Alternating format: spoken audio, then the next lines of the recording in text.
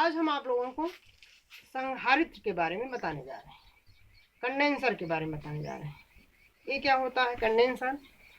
तो किसी इंसुलेटेड पदार्थ को यदि हम लपेट करके यदि उसको चार्ज करें तो उसमें हम देखते हैं कि कुछ चार्ज इकट्ठा हो जाता है। इस प्रकार के प्रक्रम को कहते हैं संधारित्र या धारिता। यह परिपथ में जो होता है कला फेज डिफरेंस उत्पन्न करने के लिए प्रयोग किया जाता है। तो एक संधारित्रों का हम संयोजन बताने जा रहे हैं।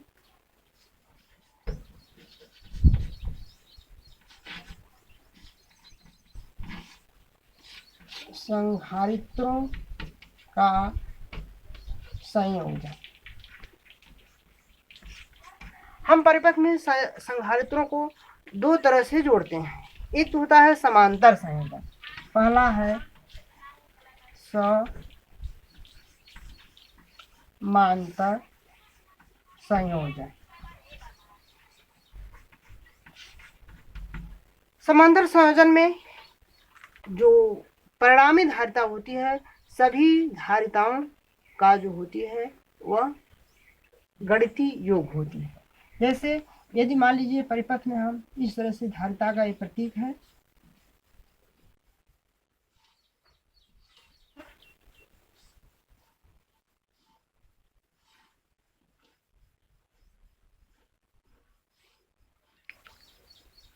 तो इस तरह से यदि हम परिपथ में C1, C2 और C3 की तीन संधारित्र को यदि हम जोड़ें तो इस स्थिति को कहते हैं समांतर संयोजन।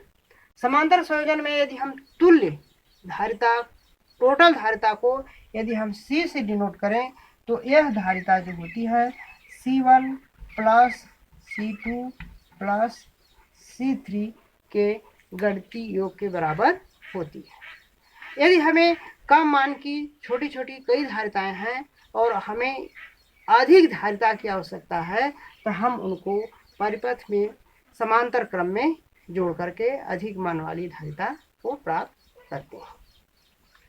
इन धारिताओं से अधिक मान की धारिता हम प्राप्त करने के लिए समांतर क्रम में जोड़ते चले जाते हैं। जैसे कि यदि हमारे पास 2 माइक्रोफैरड की यदि 5 धारिताएं हैं और हमें जो है कि 10 धारिताओं का मान वाला धारिता प्राप्त करना है तो हमें 2 माइक्रोफैरड वाली 5 धारिताओं को समांतर क्रम में जोड़ना पड़ेगा।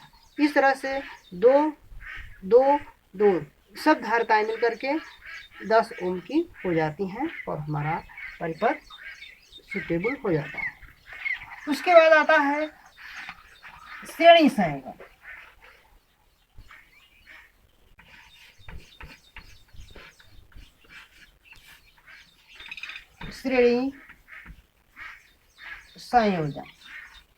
श्रेणी संयोजन में क्या होता है कि जो तुल्य धारिता होती है वह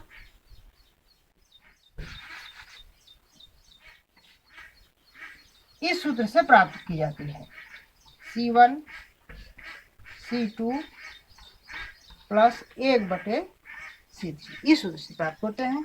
जोड़ने की विधि इसको हम इस तरह से परिपथ में जोड़ते हैं।